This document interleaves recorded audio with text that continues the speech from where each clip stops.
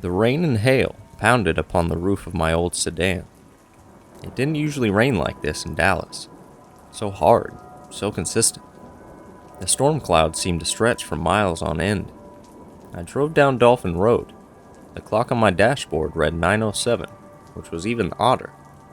Usually around 9 was sundown, but even without the rain, I felt it would still be pitch black. The only thing I could see was about 7 feet ahead of me. The rain made sure of that. Dolphin Road was some sort of a back road, around 30 minutes away from downtown. It followed the countryside for miles. There were no other cars on the road, as far as I could see. Lightning flashed in the distance, and a loud roar of thunder followed. I'd been traveling from a business meeting in Plano down to my apartment downtown. The realization that I might have to stop for the night steadily rose in my head. But I'm so close, I thought to myself. In just half an hour. Screw it, I'll keep going. The rain seemed to disagree with me. It poured even harder, and it may have been starting to hail. I was beginning to believe that I had to stop for the night, or else I might not make it home. I wondered if there was a motel around. I pulled up my Nokia and brought up my GPS screen. A red text box read "No service." Great, I thought. Did you really expect to get full bars out in a raging storm in seemingly the middle of nowhere? And I shook my head, threw my phone down into the floorboard of the passenger seat, and kept on driving. I just hoped that luck would find me soon. Soon enough, I did pass by a motel. It was quite small, and probably would not be all that fancy inside, but it was a salvation and a haven. There was a sign with the name on it, but I couldn't see it. I drove in at the first opening and went into the check-in, check-out building. I pulled up into the parking lot and shut off the engine. I grabbed my briefcase, threw my leather jacket over my head, and ran inside. The inside of the building was just like any other motel. It had some chairs, a table, a couch, and a fireplace. The desk was sitting on the left eastern wall, diagonal to the fireplace. There was no bellhop or concierge there, but the hour sign behind the desk read 7 a.m. to 10 p.m. There was a bell on the desk, so I rang it. The bell rang out, but no one answered its call. There was a clock on the wall, but it wasn't working.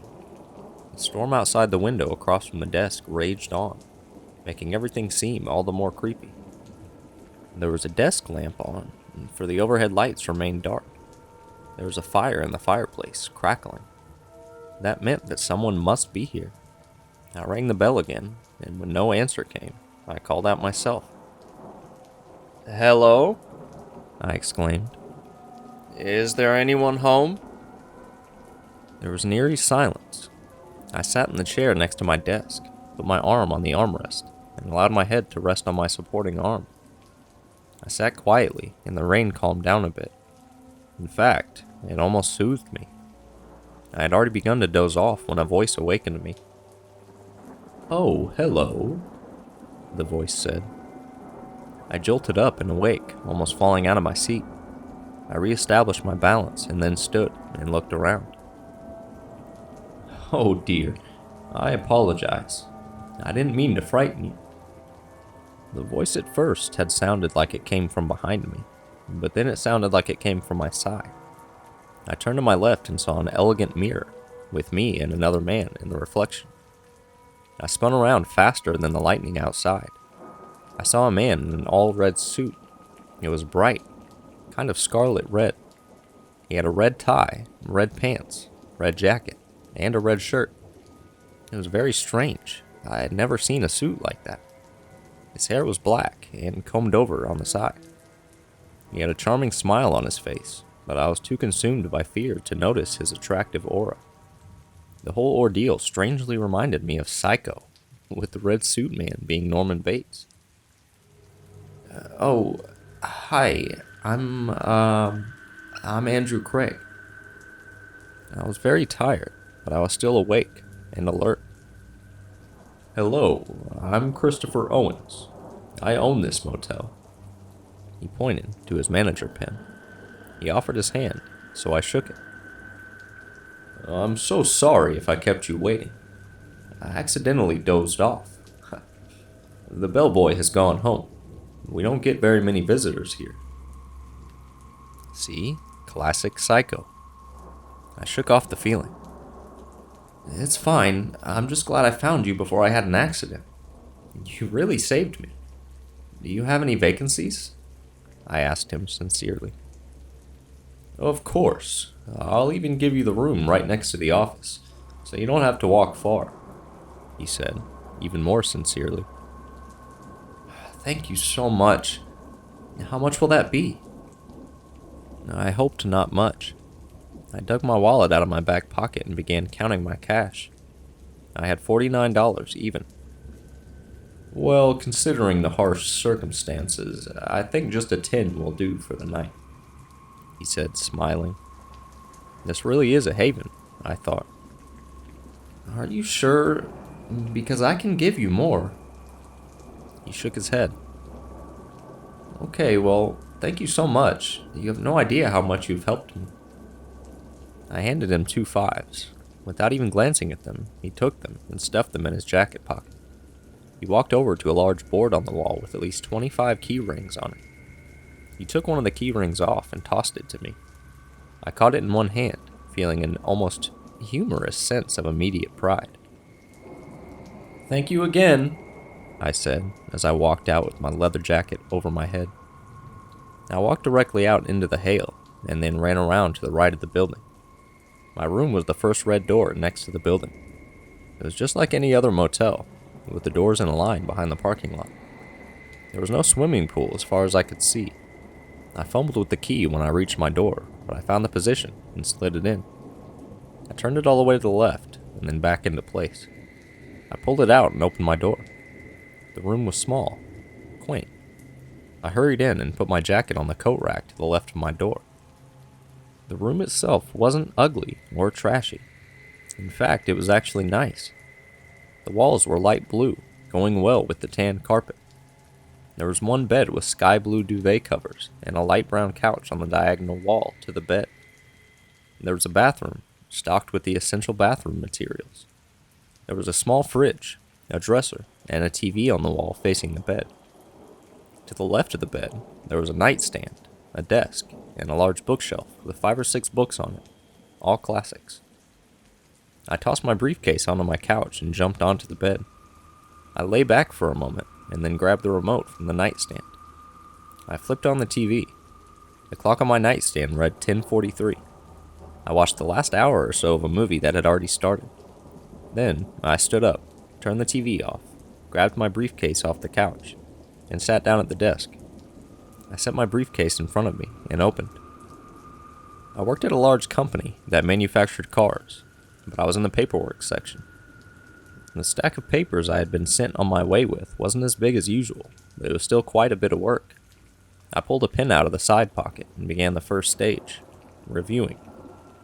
Next would be processing, initialing, and then final reviewing. It took me about an hour, but I did get all my work done, which was something. After that, I felt somewhat bored. I flipped on the TV once more. I saw nothing on the screen but static, and likewise with the sound. I looked out the window and saw that the rain was still pouring as hard and consistent as when it had started. The hail hit the concrete like a machine gun. I looked at the main building, or what I could see of it, and saw that the lights were off. Owens must have gone home. I hoped he made it home all right. I hadn't even thought to check my phone. I reached into my pocket and found only 3 quarters. I tried my other one, but it was empty. A thought popped into my head, and I ran to my briefcase. It wasn't there. I then remembered my flash of rage where I threw my phone into the floorboards. My phone was in a car across the lot that might have been as dangerous as a minefield. I looked at my nightstand and picked up the hotel phone. I put the receiver to my ear, but heard only silence on the line. The line was either out, or it had been cut. At that moment, I began to feel slightly scared. I didn't know what to do then. I decided that I would take a shower, but before I even got to the bathroom door, I realized the almost inevitable risk of electrocution. Never take a shower in a lightning storm, I had always heard, and there was plenty of lightning outside. I looked around the TV stand and found no DVDs. I was starting to feel bored. I picked up one of the books on the shelf. It was The Picture of Dorian Gray by Oscar Wilde. I had read it back in high school. I looked over the other books and saw that I had read them all. So, I jumped into my bed once more with the intention of resting. As soon as I hit the sheets, the lights flickered. This continued for several minutes, maybe 3 times a minute. Of course, I was scared. I was in a strange hotel, no phone, a creepy manager, static on the TV, a serious storm going on outside, and flickering lights. Who in their right mind wouldn't be scared? I thought to myself. I walked slowly over to the light switch and flicked it off and then on again in a matter of a millisecond. The lights stopped flickering. It was a small, yet exceedingly large relief to me. 3 minutes later, they began to flicker again, more consistent this time. Oh well, I thought, at least I have some light. I walked to the nightstand and twisted the lamp knob. It came on and went out. I shrugged, though I was agitated. I sat down on the couch and almost began to doze off. When the lights went out and stayed out, I felt a sudden urge to open my eyes. When I did, they immediately landed on the corner of my room, and the pair of glowing red eyes staring at me. I didn't move. I couldn't move. I just stared at those glaring red eyes. They seemed to glow in the darkness of my room. The storm was very loud, but I could almost hear breath. I couldn't tell if it was my breath or, well, its breath. The room became cold almost instantly with the darkening of the lights and the appearance of the eyes. Somehow, a thought came to me. I drew in a deep breath and exhaled slowly. I could see my breath. It was cold outside, but I hadn't been able to see my breath as far as I remembered. I looked at the eyes, and then directly beneath them. There was breath. I could see it, as well as faintly hear it. I didn't know how I could think about all of this and do all of this with those eyes, those glowing, glaring, evil, red eyes, staring at me. Well, at least now I knew. Whatever it was alive. A minute later, the lights came back on. The eyes instantly disappeared. I still didn't move. I still couldn't move. I decided that I would count to 10, and then I would run for the door. 1. I took a deep breath with every number I counted. 2, 3, 4. The lights didn't flicker, but I was afraid that they would. 5, 6. I didn't realize that my breath had sped up, and so had my heartbeat. 7, 8. My heart was beating rapidly, which was difficult to handle as I sat frozen in place on the couch. 9. I prepared myself to run. 10. I ran for the door like I had never run before. I reached it in a matter of 2 seconds, and I twisted the lock to open. I grabbed a hold of the door handle and twisted it as hard as I could. The handle didn't budge. I was locked in the room. I groaned, and the lights went out. I felt a cold, slow breath on the back of my neck. I turned around slowly, ever so slowly, and I kept looking down. When I had made an about face, I raised my head slowly until I met the red eyes 6 inches in front of me. The room was pitch black, so the eyes were the only thing I could see. The eyes were all red. There were no pupils. It was all an indifferent shade of glowing scarlet. I could still feel the breath, so cold, so calm. When the lights came back on a minute later, my eyes were wide open and glued in place. The eyes had disappeared again. I thought I might have a heart attack, or I might faint, but my adrenaline was rushing. I was surprised that I could stand still, or stand at all. To my amazement, I walked to the couch and sat down. I didn't even blink. A minute later, the lights went out again. The red eyes were nowhere to be found. I glanced all around the room with quick, choppy movements. There were no red eyes in the room as far as I could see, but I told myself not to be fooled. It could be anywhere, just in hiding. I began to wonder what the red eyes were. I had been too consumed by fear before to think about it. Was it some sort of invisible creature that allows only its eyes to be viewed? Of course not.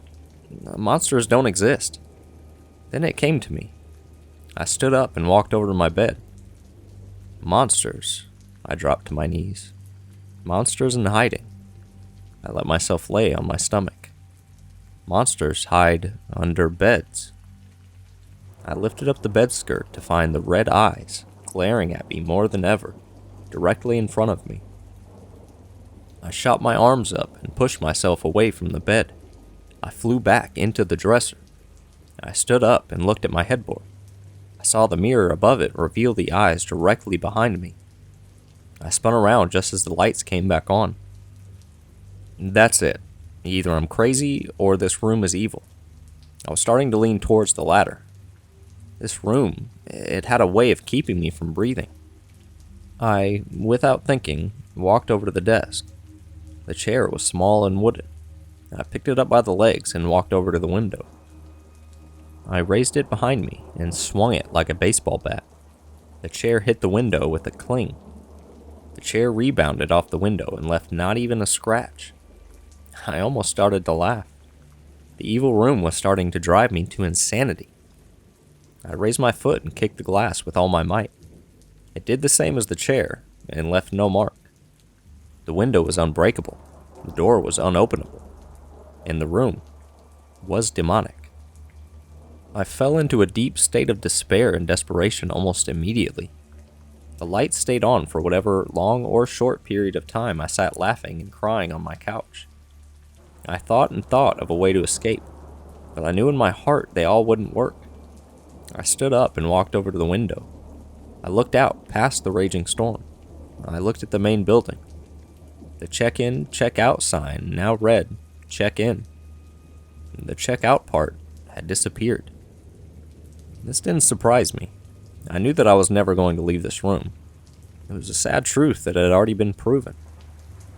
A minute later, I had another idea. I looked up on the ceiling. There was an air vent that I might be able to squeeze through. I opened up my briefcase and pulled out the small letter opener I carried around with me. I dragged the chair that I had used in my window escape attempt over to the air vent in the middle of the room.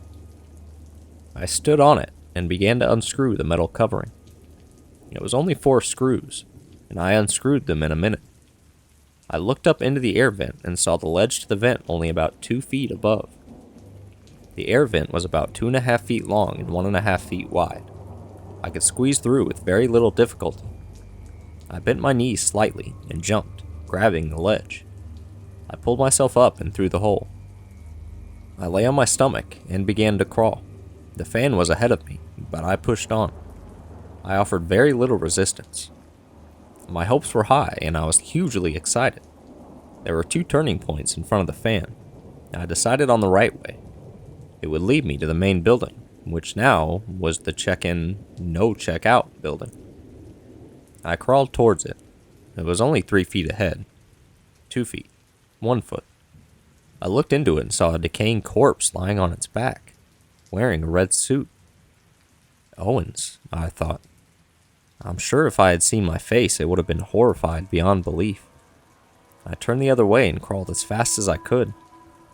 When I reached the hole going down, I saw a pitch-black room with red eyes glaring at me. I jumped in whatever small space I had. I felt something on my leg immediately.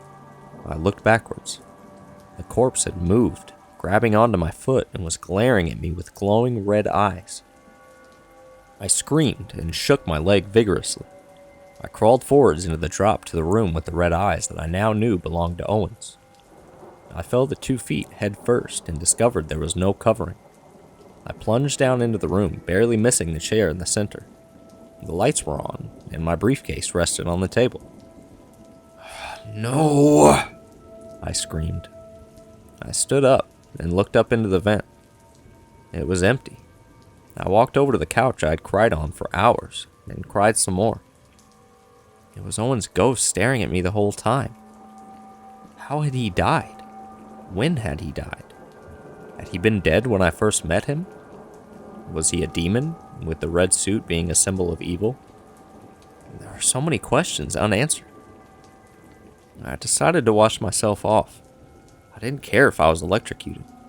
Somehow, I knew that I wouldn't be electrocuted. The room was going to make sure of that. It was going to torture me forever, and it wouldn't let me be killed. I walked into the bathroom and turned on the water in the sink. I put my hand under the cold water and began to splash it on my face. I did this until the water began to run a dark red color, like the color of blood. I looked at it and wasn't scared, and I wasn't disgusted. I turned it off and walked back into the room. I expected to see a noose in the middle of the room, hanging above the chair, but it wasn't there. The room was original. I sat down on the bed. I sat in silence and waited for whatever the room would throw at me next.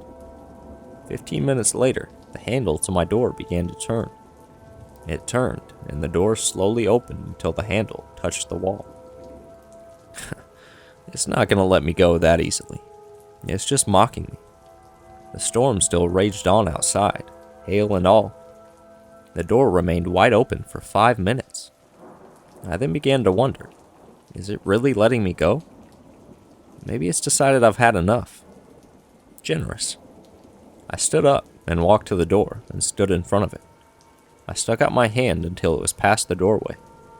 My eyes lit up. It was letting me go. I pulled back my hand and pinched it. It actually hurt. I was being let go. I grabbed my briefcase and coat, and leaving the door wide open, stepped into the rain and hail. I didn't care that it hit me. I didn't care that it hurt. I was free. Free from that awful room, and from those awful red eyes. I walked over to my car and opened the door. I sat down into the driver's seat. The lights came on when I sat down.